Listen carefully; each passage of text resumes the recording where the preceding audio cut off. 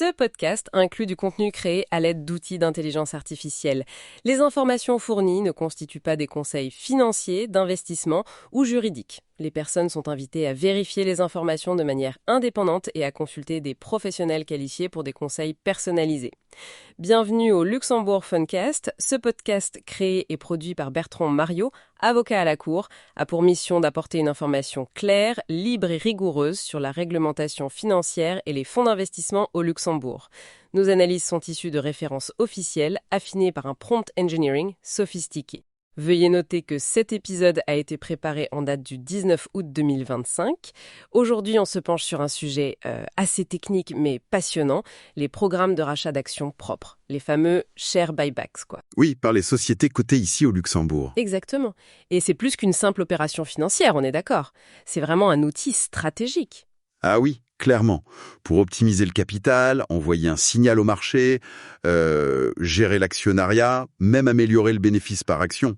C'est multifacette. Mais qui dit outil puissant, dit aussi cadre réglementaire assez strict, j'imagine. C'est ça. Il faut naviguer avec précision. Alors, pour y voir clair, on va structurer notre discussion autour de 3 points. Le premier, c'est cette espèce de double niveau juridique. Il y a la vieille loi luxembourgeoise de 1915 pour l'autorisation. L'autorisation de base, oui. Et puis le règlement européen MAR, qui, lui, encadre plutôt le processus pour éviter les abus de marché. Tout à fait. MAR pour la conduite des opérations, si on veut. MAR appelle le Safe Harbor, une sorte de zone de sécurité procédurale. C'est un peu ça, oui, un bouclier. Mais attention, il y a des conditions très précises à respecter. C'est pas automatique. D'accord. Et enfin, troisième point, on verra qu'il faut avoir une vision assez globale. Ça touche à la finance d'entreprise, bien sûr, mais aussi au fiscal, aux relations actionnaires. C'est un tout. Une approche vraiment holistique, oui. Parfait. Alors, commençons par la base.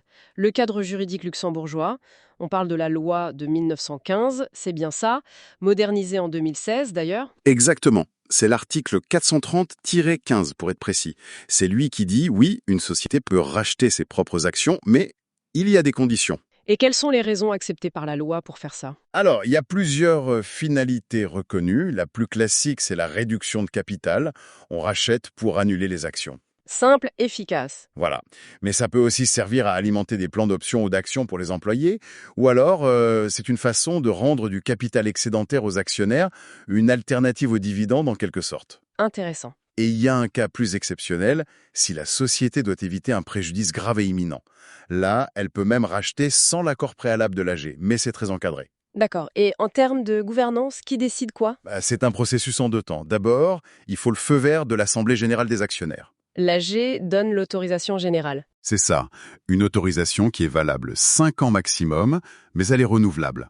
L'AG fixe aussi le nombre maximal d'actions qui peuvent être rachetées et une fourchette de prix. Donc un cadre assez précis. Oui. Et ensuite, c'est le conseil d'administration qui a les manettes pour exécuter le programme, mais toujours dans les limites fixées par l'AG. Et il y a des garde-fous, j'imagine, pour protéger les créanciers ou les autres actionnaires ? Absolument. Il y a le fameux test de l'actif net. En gros, la société ne peut pas racheter ses actions si ça a pour effet que son actif net devienne inférieur au montant du capital souscrit, plus les réserves que la loi ou les statuts ne permettent pas de distribuer. C'est une protection pour les créanciers. Logique. Et l'autre grand principe, c'est l'égalité de traitement des actionnaires. Normalement, on doit offrir à tous les actionnaires la possibilité de vendre leurs actions dans les mêmes conditions. Ah, mais alors, comment ça se passe pour une société cotée qui rachète sur le marché ? On ne choisit pas à qui on achète en bourse. Justement, c'est l'exception majeure prévue par la loi. Pour les rachats effectués sur un marché réglementé, cette condition d'égalité est, logiquement, écartée. D'accord, ça clarifie ce poids. Et une fois que la société a racheté ses actions, qu'est-ce qu'elles deviennent ? Elles deviennent des actions propres ou treasury shares. Elles sont toujours émises, mais elles ont un statut particulier. Leurs droits de vote sont suspendus. Ah, important ça. Oui. Et souvent, les droits aux dividendes aussi sont suspendus, ça dépend un peu. Et puis, au bilan, il faut créer une réserve indisponible du même montant que la valeur d'acquisition de ces actions. Ok, donc ça c'est le cadre de base luxembourgeois. Mais si on a une société cotée, il y a une autre couche qui s'ajoute, le règlement européen sur les abus de marché, MAR. Exactement. MAR vise à protéger l'intégrité des marchés financiers. Donc, interdiction des délits d'initiés, de la manipulation de marché. Et c'est là qu'intervient ce fameux safe harbor dont on parlait. Précisément, l'article 5 de MAR crée cette sphère de sécurité. En gros, si une société respecte à la lettre toutes les conditions fixées par un règlement technique européen, le règlement délégué 2016-1052, alors son programme de rachat est présumé ne pas constituer une manipulation de marché. C'est une présomption, donc ce n'est pas une immunité totale, mais c'est une protection forte. C'est une protection forte, oui. Mais attention, c'est un choix. Une société n'est pas obligée de se placer sous ce régime du safe harbor. Si elle le fait, elle gagne en sécurité juridique, mais elle doit accepter des contraintes assez lourdes. Et quelles sont ces contraintes principales pour être dans la zone de sécurité? Il y en a principalement 3 types. D'abord, la transparence. Il faut publier tous les détails du programme avant de commencer. Annoncer la couleur. Voilà. Et ensuite, il faut déclarer chaque transaction individuelle à l'autorité de surveillance, la CSSF au Luxembourg, via leur système électronique EURIS, et rendre ces infos publiques sous 7 jours de bourse. C'est un reporting assez lourd. Je vois. Et le deuxième type de contrainte? Ce sont les conditions de prix et de volume. On ne peut pas acheter à n'importe quel prix. Il ne faut pas dépasser le prix de la dernière transaction indépendante la plus élevée ou l'offre indépendante la plus élevée en cours sur le marché. Pour ne pas faire monter le cours artificiellement. Exactement. Et pareil pour le volume. Sur une journée, on ne peut pas acheter plus de 25% du volume quotidien moyen échangé sur ce titre pendant les 20 jours de bourse précédents. D'accord, c'est très précis. Et la troisième contrainte? Ce sont des restrictions sur les périodes de négociation. Pendant toute la durée du programme de rachat, la société ne peut pas vendre ses propres actions. Logique. Oui. Et elle ne peut pas non plus racheter pendant les périodes fermées, typiquement les 30 jours qui précèdent la publication des rapports financiers annuels ou intermédiaires. Ni, bien sûr, si elle détient une information privilégiée qu'elle n'a pas encore rendue publique. C'est beaucoup de règles à suivre au jour le jour. C'est pourquoi, en pratique, beaucoup de sociétés délèguent l'exécution de leur programme à un intermédiaire financier, une banque ou un courtier. Elles donnent un mandat avec des instructions claires et l'intermédiaire prend les décisions de trading au quotidien, de manière indépendante. Ça aide à prouver qu'il n'y a pas de manipulation. C'est une bonne pratique, en effet. Alors, on a vu le cadre légal, le cadre MAR. Parlons maintenant de la dimension plus stratégique et peut-être fiscale. Il y a eu des nouveautés, je crois? Oui, absolument. Au-delà des rachats en bourse, il y a parfois des négociations spécifiques hors marché avec un gros actionnaire, par exemple. Mais la grosse nouveauté récente, ce sont les mesures fiscales prévues pour 2025. Ah, qu'est-ce qui change? En fait, la loi vient clarifier et codifier une approche qui était déjà pratiquée, mais qui manquait de base légale explicite. Il s'agit du cas où une société rachète et annule ensuite une classe entière d'actions. Une classe entière, pas juste quelques actions? Oui, toute une catégorie d'actions qui doit avoir des droits économiques spécifiques définis dans les statuts, distincts des autres classes.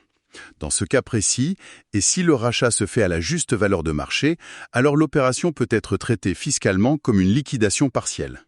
Et la conséquence de ce traitement en liquidation partielle? La conséquence majeure, c'est que ça échappe potentiellement à la retenue à la source de 15% qui s'applique normalement sur les distributions assimilées à des dividendes. Donc pour les actionnaires vendeurs, c'est beaucoup plus avantageux. Je vois. C'est une clarification importante, surtout pour certaines structures. Oui, notamment dans le monde du private equity ou pour les réorganisations de groupes. Ça donne beaucoup plus de prévisibilité et d'attractivité à ce type d'opération de restructuration du capital via un rachat-annulation de classe. Ça montre bien comment le Luxembourg essaie de combiner un droit des sociétés moderne et flexible, une régulation financière solide avec MAR, et maintenant une fiscalité plus claire et attractive sur ses outils stratégiques. C'est une combinaison intéressante, en effet. Donc, pour résumer notre discussion, on a cette double structure légale, loi de 1915 et MAR, qui cohabitent. Exactement. On a le Safe Harbor de MAR qui offre une sécurité conditionnelle, mais qui impose des règles de conduite strictes. Transparence, prix, volume, timing. Et enfin, il faut une approche stratégique globale qui intègre désormais de manière plus explicite et favorable la dimension fiscale, notamment pour les rachats-annulations de classes d'actions. C'est tout à fait ça. Un paysage complexe, mais qui offre des outils sophistiqués quand on le maîtrise bien. Merci beaucoup pour cet éclairage très précis. Avec plaisir. Merci de nous avoir écoutés. Pour soutenir notre travail, abonnez-vous sur Spotify, Apple Podcasts, où une note 5 étoiles nous aide beaucoup, et sur notre chaîne YouTube, Rigor et Média. Vos commentaires et suggestions y sont les bienvenus. Retrouvez le lien vers notre podcast en anglais dans la description. À bientôt sur le Luxembourg Fancast. Ce podcast inclut du contenu créé à l'aide d'outils d'intelligence artificielle. Les informations fournies ne constituent pas des conseils financiers, d'investissement ou juridiques. Les personnes sont invitées à vérifier les informations de manière indépendante et à consulter des professionnels qualifiés pour des conseils personnalisés.